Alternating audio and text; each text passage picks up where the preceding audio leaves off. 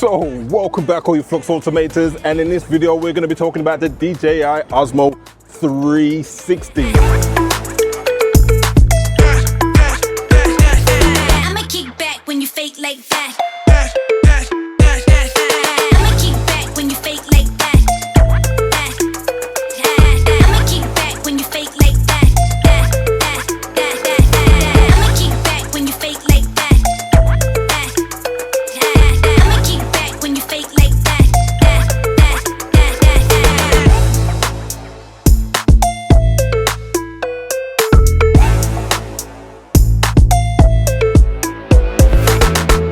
Now, I've done videos on the Insta360 X5, which I wasn't that impressed on, but I'm more impressed in this because of many of the things I'm going to talk to you about. So for now, stick with me. I'm going to walk and talk, but first of all, I'm going to switch over to the 360 so we can record in the 360 quality and also pick up some sights as we're walking around the city. So if you're ready, let's go. So I'm going to walk around the city. I'm going to tell you why I would choose one or the other, but I'm just mainly focused on all the good aspects of the OSMO 360. Now I have a mobile phone here. I'm going to list off all the points as I'm going along, and hopefully at the end of this you become a fanboy like me, a DJI fanboy, because I gotta say, admittedly, I am a fanboy. I love DJI products. Let's get across this road, and I'm going to highlight all the reasons as to why DJI. Okay, so first things first, let's talk about the ecosystem. Now, you may have heard of ecosystems, but if you haven't before, you could relate this to like Apple's ecosystem, where Apple will provide you with a whole load of different technologies and then get them all to work together. Well, it's the same with DJI because they have drones, they have cameras, they have power units, and many other things like that. So personally, the reason why I'm saying I'm sticking with the DJI is because I own a lot of drones. I own the DJI Flip, I own the DJI Mini 4 Pro, and soon the 5 Pro, and I have the Avata 2. I also have the Pocket 3 and the Action 5 Pro. So all of these cameras actually all work together, and you can do one thing and relate it to another and so on, which I'll break down even more as we go along. So the ecosystem is one of the first reasons. So moving on from that, we have the cameras, as we've said, we've got the drones, but also we have things like the microphones. So we've got the DJI mic, we've got the mic 2, we've got the mic mini, and now we have the mic 3. So all these microphones can connect to any of the DJI cameras. Not so much on the drones, but there are ways of doing that. But specifically, we're focusing on what connects to the cameras. So as part of that ecosystem, we also have the fact that we use these mounts. Now these mounts are connected to our cameras and enable us to mount them on tripods and other bits and pieces. So one of the key things about the DJI ecosystem, from the Action 3, Action 4, Action 5 Pro, and now the DJI OSMO 360, is the fact that you can use the same mount on the bottom of your devices. Now the reason why I mention that is the fact that when you're using an Insta360 camera, all of their 5 previous cameras all came with different mounts, which meant that you had to buy different mounts every time there was a new iteration of the product. Now, you can get around that, but obviously it's going to cost you more money. So once you buy the product, if you're coming from a 4 to an X5, then you're going to buy new mounting systems. Whereas with the DJI stuff, once you come from one to the next, you can use the same equipment. So saves you a little bit more money in your pocket. Okay, let's move on to batteries, because that's one of the key things that we need, obviously, every day to make sure our cameras are running and give us the most juice that we need to. Yeah, I was recording, you just killed it, man. Oh, good though. I'll feature you, don't worry. The reason why I say that is because on the Action 4 and Action 5 Pro and the OSMO 360, they share the same battery. So if you have any of those cameras previously and you bought batteries for them, you can also use them in this as well, which is going to save you some money, and you can use them back and forth. So you can use the battery that you got in your OSMO 360 in your Action 5 Pro or your Action 4. So another thing to add to that in terms of the ecosystem is the color science. Now, if you want to maintain the same type of look in your footage, you might want to try and stick to one brand.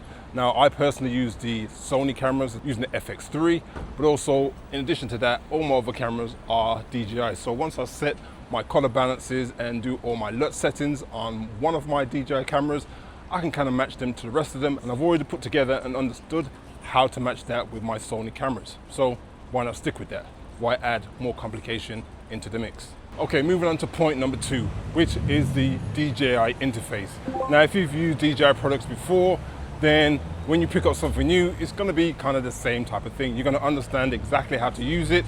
You use previous ones, so all the settings are kind of in the same place. There's not much for you to learn. So saying that, if you have any other cameras, like the action cameras and so on, then you're gonna feel right at home as soon as you pick it up.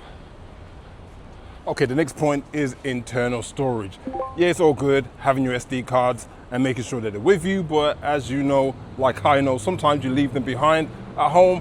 Plus you can add another 128 gigabytes, 256, or probably even 512 megabytes into your camera, which means that you have extended footage time. But the main thing is, it's built in, so if you do leave your SD card at home, then you don't have a problem.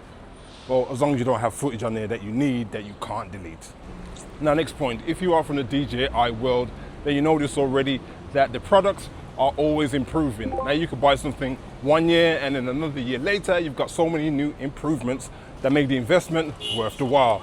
Now, when it comes to the Osmo 360, they've already added quite a few updates already, making the picture quality even better than it was at the beginning. Now, I gotta say, with the Insta360, when I first got it, I was not impressed with the output of the video. Maybe that's changed, but who's got time for that, huh? So one of the main reasons I can say that is because when you look at the Pocket 3, when it first came out, it was an amazing camera straight off the bat. But even a year and a half later, there's been some updates, even being able to zoom in with lossless quality. Now that is some great stuff, especially from a camera that was already released a year and a half ago and they're still adding new features. You're getting your money's worth. So what I'll do is list all the upgrades to the Pocket 3 right here so you can see exactly what I'm talking about and you'll know exactly what's to come with the Osmo 360. The next point to highlight is the fact that we're now using a square sensor. So moving away from those landscape old sensors of the past, such as in the X5, now we're using a sensor that uses as many pixels as possible and is not using excessive power to power up other pixels that are not being used at all. Now we get the energy fully focused on the pixels that we're using. And also, it's 1 inch. That's right, 1 inch, not a 1.2, not a 1.3, but a full 1 inch sensor that is going to give us way better quality.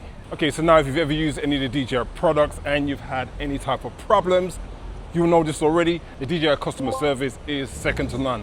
I gotta say, I've had a problem with one of my DJI Pocket 3s, and because it was a known issue, I sent it back to them. Didn't have to use any of my care plan cover, and they sent a new one back to me within a week. So I sent it on Monday, and by Friday, I had a brand new one in the box. So what can you say better than that? I'm not sure what Insta360 do, but I doubt they can match what DJI provide. Plus, also on top of that, they give you a courtesy call to make sure everything went well, and if it didn't, they're ready to resolve the issue for you. So another thumbs up there. Okay, let's step away from all the hustle and bustle over there and let's talk about color science. Because DJI have its own color science and its color profile, which is called D-Log-M. Now, D-Log-M works on all their drones and also works on all their pocket cameras. Now, one of the great things about that, on top of it using D-Log-M, is the fact that it is in 10-bit, which means you have way more colors to manage, which means you can match a lot better with any other camera that's on the market compared to what you will get with the Insta360 X5. Yes, I'm saying X5 again. And probably will do a couple more times before the end of this video.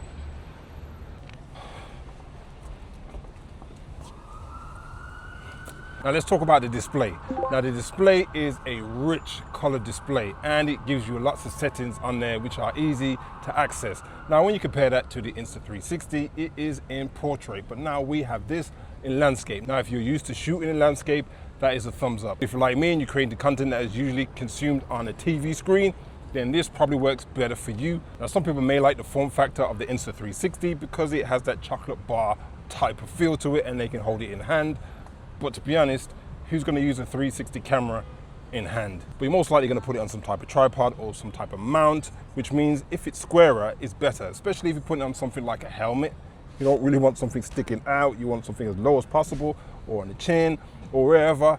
It kind of like more squarish, for me, works much better.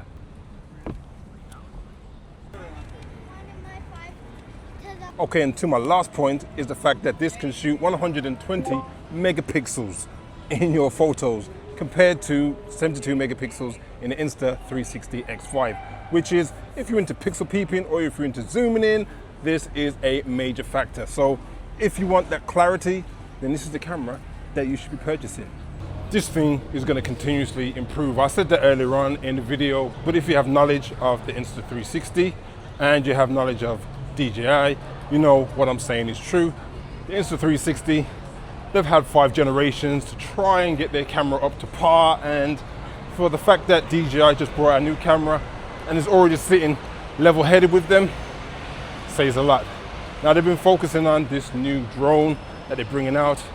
Personally, I think they should just stick to fixing and getting their camera working as well as it can before jumping into DJI's realm.